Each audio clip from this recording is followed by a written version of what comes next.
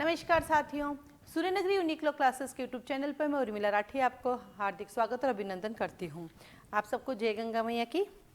जैसे कि आप लोगों में स्टेटस अपडेट होते रहते हो, आपकी मैम हर 2 महीने एक बार हरिद्वार जाती है पूर्णिमा और एकम के स्नान के लिए अपने मम्मी पापा के साथ, है ना। तो बस इसी बीच इतने दिन वहीं जाके वापस मैं आई हूँ। तो इस बीच यूपी जुडिशरी को लेके बहुत सारी टेंशन चल रही है। एग्ज़ाम तो पता नहीं कब देंगे, फॉर्म पता नहीं कब निकालेंगे, बट रोज उसकी सिलेबस में कुछ ना कुछ गड़बड़ियाँ चलती रहती है। तो सो मैनी कन्फ्यूज़न के हो क्या रहा है, क्या है और क्या नहीं है। तो यह चर्चा करते हैं कि यूपी के सिलेबस में क्या क्या चेंजेस हुए हैं, यूपी की वैकेंसी कब आ रही है, और आपको अब यूपी के प्री निकालने के लिए, मैं निकालने के लिए और इंटरव्यू के लिए कैसे आपको प्रिपरेशन करनी है। तो इस पर आज इस वीडियो में हम लोग चर्चा करेंगे कि कैसे आप लोगों को तैयारी करनी है और यूपी जुडिशरी का एग्जाम कौन कौन दे सकता है। तो सूर्यनगरी यूनिक्लो क्लासेस में आपका हार्दिक स्वागत है। चलिए चर्चा करते हैं हमारे यूपी जुडिशरी के बारे में। तो यूपी जुडिशरी का जो एग्ज़ाम है इसको 2 नाम से पुकारा जाता है। मैं तो जनरली हर एग्ज़ाम को आरजेएस, यूपीजेएस, यूकेजेएस, क्योंकि जेएस इन जुडिशियल सर्विसेज है तो हम लोग बोलते हैं यूपीजेएस। हम लोग क्या बोलते हैं? यूपीजेएस। लेकिन जनरली इसको यूपी पीसीएस जे बोला जाता है। क्या बोलते हैं इसको? यूपी पीसीएस जे। तो जे मतलब जुडिशियल सर्विसेज। तो दोनों नामों से आप इसको जान सकते हैं। यूपी का जो ये एग्ज़ाम है ये 3 पैटर्न से चलेगा। पहले आपका प्री एग्ज़ाम होगा, देन आपका मेन एग्ज़ाम होगा और देन आपका इंटरव्यू होगा और आप जज बन जाएंगे यूपी के। यूपी में भरमार आती हैं आपके वैकेंसीज की। तो यूपी में स्टूडेंट्स भी बहुत ज़्यादा हैं, डिस्ट्रिक्ट भी बहुत ज़्यादा हैं। तो ये बहुत सारी चीज़ें होती हैं जो अलग अलग रूप से लेके चलती हैं। तो उसी तरह से यूपी के 3 हैं। तो अगर बहुत ज़्यादा वैकेंसी आएगी यूपी की तो यहाँ पे यूपी में ये भी तो है, वैकेंसी ज़्यादा होगी तो कैंडिडेट भी बहुत ज़्यादा होंगे, राइट। तो यहाँ पे इसका पैटर्न क्या है, इस पर चर्चा करते हैं, सिलेबस क्या है और क्या पूरा इंडिया इसे दे सकता है या नहीं दे सकता है। चलिए, यूपी की प्री के अंदर 2 पेपर होते हैं, पेपर 1 और पेपर 2। पेपर 1 और पेपर 2 की जब हम बात करते हैं तो पेपर 1 जनरल है, यानी जीके का आपका पेपर होता है। तो पेपर 1 की प्रिपरेशन आज से ही आपको करनी पड़ेगी।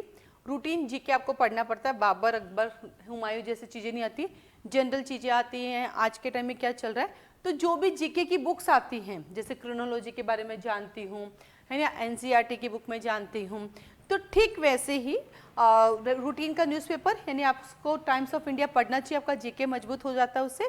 ठीक है, उसके साथ साथ रूटीन में जो जो बुक्स चलती है आपको वो उठा लेनी चाहिए जीके की प्रिपरेशन के लिए, राइट। इसके साथ साथ ही घटना चक्र का कुछ वॉल्यूम्स आते हैं, आप उस घटना चक्र के वॉल्यूम्स को भी ले सकते हैं और एक टारगेट कीजिए कि उस बुक को रटना नहीं है, उस बुक को आपको रिवाइज करना। तो 5 वॉल्यूम आप उठा लीजिए आज से ही, और प्लस करंट के लिए जो भी क्रोनोलॉजी जैसे छोटी छोटी चीज़ें आती है 10 रुपीज़ 20 रुपीज़ की, उनको आप अपडेट होते रहिए। तो अपना दिन का एक पार्ट, क्योंकि अगर आपको यूपी निकालना तो अपने डे का एक पार्ट निकाल लीजिए अपने जीके के लिए कि मुझे इतने से इतने बजे तक तो अपना जीके ही पढ़ना है, चाहे कुछ भी हो जाए, और मुझे रिवाइज करना है। रट्टा तो कुछ हो नहीं सकता, है ना। सिर्फ रिविजन एंड रिविजन आपको करना है। फिर यूपी के लॉ का जो पेपर है प्री का, बहुत ईजी है। देखिए, इसमें जूरिस्प्रूडेंस आती है, इसके अंदर इंटरनेशनल लॉ आती है और इंटरनेशनल अफेयर्स आते हैं, वो भी फिक्स होते हैं। अगर आप इंटरनेशनल अफेयर्स का एक पार्ट छोड़ दो तो बाकी सबको कर लो तो कोई इतना इशू नहीं होता है। इसलिए मैंने इंटरनेशनल अफेयर्स यहाँ पे नहीं लिखे हैं, क्योंकि वो रूटीन की चीज़ होती है, वो लॉ नहीं है। फिर आपका कॉन्स्टिट्यूशन आता है जो आपका फेवरेट है, टीपी एक्ट आता है, टीपी के बहुत सारे क्वेश्चन आते हैं, इंडियन एविडेंस एक्ट आता है, सीपीसी आता है, सीआरपीसी आता है, आईपीसी और कॉन्ट्रैक्ट। क्या चीज़ नोट की? सारे मेजर एक्ट हैं, देख लो। कॉन्स्टिट्यूशन से लेके 7 मेजर एक्ट होते ना, 1 2 3 4 5 6 7, सिर्फ 7 मेजर एक्ट ही आता है। एक जूरिस्प्रूडेंस से इंटरनेशनल आपको एक्स्ट्रा पढ़ना पड़ता है और एक इंटरनेशनल अफेयर्स भी पढ़ने पड़ते हैं जो रूटीन का आपका काम है। तो प्री बहुत ईजी है, रूटीन चीज़ें ही पढ़नी है, ये आपके फिक्स सब्जेक्ट जो आप हमेशा पढ़ते हैं। तो प्री निकालना बहुत आसान है यूपी का, बट शर्त है कि आपके पास जीके जीएस मजबूत होना चाहिए। चलिए, प्री तो आपका निकल गया। अब मेन के लिए थोड़ा सा यहाँ पे जो कंफ्यूजन चल रहा है वो मेन को लेके। देखिए बेटा, मेन में क्या क्या दिक्कत आ रही है, एक सिलेबस पे नज़र करते हैं।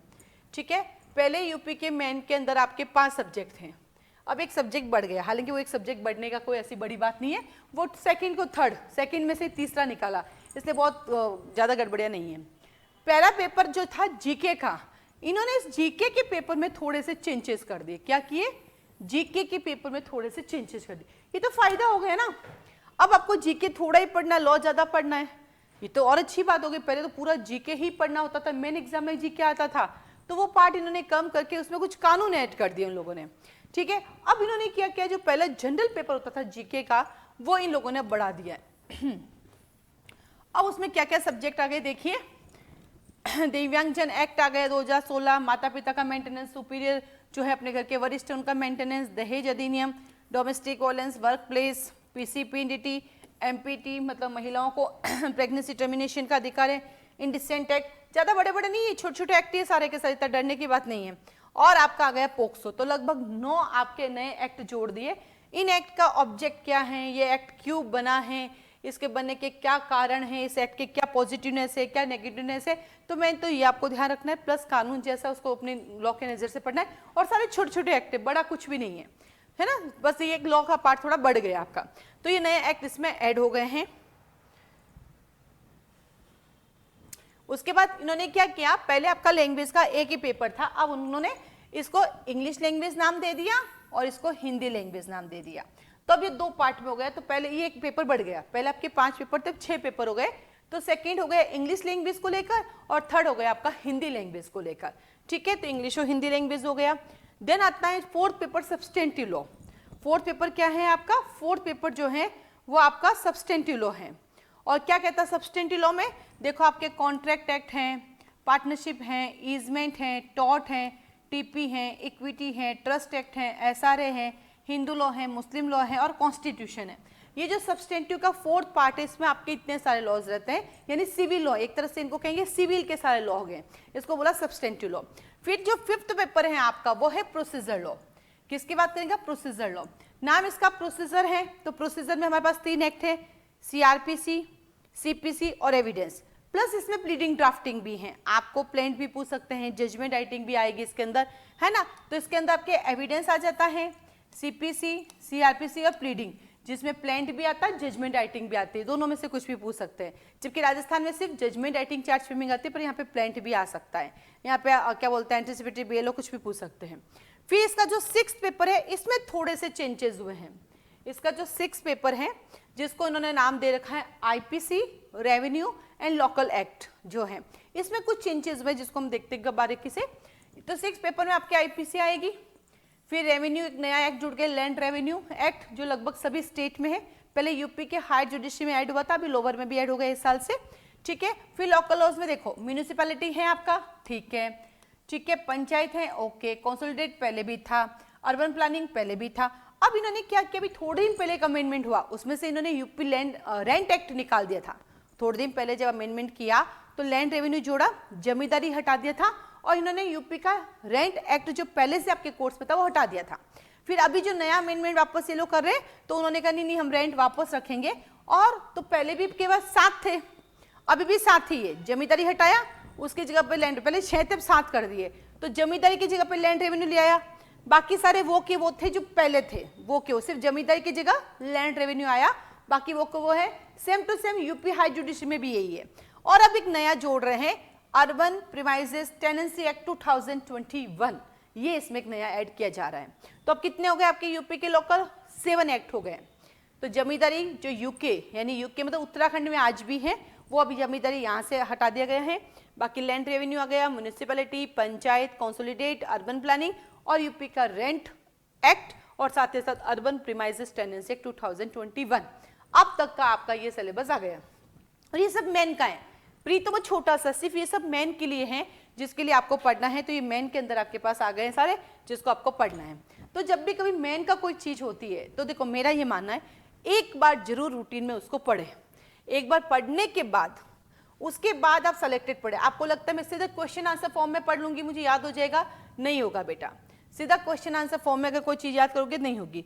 एक बार उस कानून को पूरा पढ़े और देन जो क्वेश्चन आंसर बनते हैं, क्योंकि स्कूल में हम क्या पढ़ते थे, जब स्कूल में पढ़ते थे तो पूरा चैप्टर पूरा कंप्लीट पढ़ते थे पहले, फिर उसके जो क्वेश्चंस बनते थे उस क्वेश्चन आंसर फॉर्म में पढ़ते, तो जल्दी अपने को याद होता है। तो ठीक वैसे कभी भी कोई भी कानून जब सेलेक्टेड चीजें पढ़नी है, सिर्फ मेन के लिए पढ़नी है या प्री का भी सेलेक्टेड आपको पढ़ना है, तो एक बार उस चैप्टर को पूरा जरूर रीडिंग करें, ताकि उसके बाद वो क्वेश्चन आंसर फॉर्म में आपको याद होगा, अन्यथा आपको याद नहीं होगा। अब ये तो गई सही बात है। अब यूपी की वैकेंसी कभी भी आ सकती है, क्योंकि बहुत साल हो गए नहीं आई है, समय अब आपके पास कम है। जो भी जॉब कर रहे हैं, जो भी वकालत कर रहे हैं, उनके पास सिर्फ मॉर्निंग और इवनिंग टाइम है, तो मॉर्निंग इवनिंग अपना 100% दे दीजिए। अपना एक सुंदर सा टाइम टेबल बनाइए। मैंने कहीं पढ़ा था जो टाइम टेबल बनाता है वो मूर्ख होता है। कोई बात नहीं, अगर अच्छी चीज़ों के लिए मूर्ख बनना पड़े तो हम बनेंगे। कहते हैं ना, नशा बहुत खराब चीज़ होती है, चाय का एडिक्शन नहीं होना चाहिए, ये नहीं होना चाहिए, वो नहीं होना चाहिए, सुनते ना अपन। लेकिन मुझे लगता है अगर पढ़ाई का नशा है तो होना चाहिए। अच्छी चीज़ों का नशा और अच्छी चीज़ों के लिए मूर्खता करनी हो तो करनी चाहिए, पर हमारे पास हमारा एक टाइम टेबल तो होना चाहिए कि भैया मेरे इतने सब्जेक्ट हैं, मैं एक काम करने वाला बंदा हूँ, मैं इंडिया का वो पर्सन हूँ जो कमाओ पढ़ो और पढ़ो और कमाओ हो। मैं घर बैठ के तो पढ़ नहीं सकता, मुझे मेरी नौकरी भी करनी पड़ेगी, मुझे वकालत भी करनी पड़ेगी। अगर मैं स्कूल में पढ़ा तो मुझे वो भी करना पड़ेगा, अगर मैं कोचिंग चला तो मुझे वो भी करना पड़ेगा। लेकिन सबके साथ मुझे मेरी पढ़ाई भी करनी पड़ेगी। तो मैं मॉर्निंग आवर के अंदर मैं लॉ पढ़ूंगा तो इवनिंग में जीके पढ़ूंगा, या इवनिंग में लॉ पढ़ूंगा तो मॉर्निंग में जीके। अपने आप को डिवाइड करना पड़ेगा। अगर आपको लगता है आप सक्षम फैमिली से हैं, आपको लगता है आपके पास पैसों की कमी नहीं है, तो आप पूरा छोड़ दीजिए सारा काम, अपना सिर्फ पढ़ाई कीजिए, नींद लीजिए, वॉकिंग कीजिए, रनिंग कीजिए, जिम जाइए और पढ़ते रहिए। आपको लगता है कि मैंने पहले भी 2-3 बार दिया, मेरे से नहीं समझ में आ रहा है कि मैं पढ़ूं या मैं जॉब करूं, मुझे कुछ समझ नहीं आ रहा है, तो मैं उनसे कहूँगी पार्ट टाइम तक के लिए कोर्ट जाइए, क्योंकि कोर्ट में लॉ ही है। तो सुबह आप 10 से लेके 11 बजे से लेके लंच टाइम तक कोर्ट रहिए, फिर घर आके आराम से रेस्ट कीजिए, फिर अपना पढ़ना शुरू कीजिए, क्योंकि दिन भर पागलों की तरह पढ़ा भी नहीं जाता है। बाकी जैसी आपकी बॉडी आपका कहना मानती है वैसा आप कीजिए, कंफर्टेबल करके पढ़िए। लेकिन यूपी के एग्जाम के लिए आपको जीके पढ़ना पड़ेगा, जो आज से अभी से आपको स्टार्ट करना पड़ेगा। तो ये था यूपी का क्या पैटर्न चल रहा है, कैसे हो रहा है, क्या क्या चीज़ें चेंजेस हो रही है, और अब वैकेंसी कभी भी आ सकती है। तैयार रहिए यूपी के लिए, वो वैकेंसी कभी भी आ सकती है। अब आता है कि कौन एग्जाम दे सकता है, क्या एज लिमिट होगी, है ना, मैं दे सकती हूँ या नहीं, अपेयरिंग वाला दे सकता नहीं। बस इसके लिए आप मुझे थोड़ा सा समय दे दीजिए, मैं 1-2 दिन में रिसर्च करके आपको बता दूंगी लास्ट नोटिफिकेशन क्या था, और नहीं तो नेक्स्ट नोटिफिकेशन जैसे आएगा हम आपको बता देंगे। पढ़ने में बुराई नहीं, आप पढ़ाई कीजिए। अगर आपको लगता है लास्ट नोटिफिकेशन के अकॉर्डिंग आप का एग्जाम दे सकते हैं तो फिर अपनी पढ़ाई शुरू कर दीजिए। आज के लिए धन्यवाद।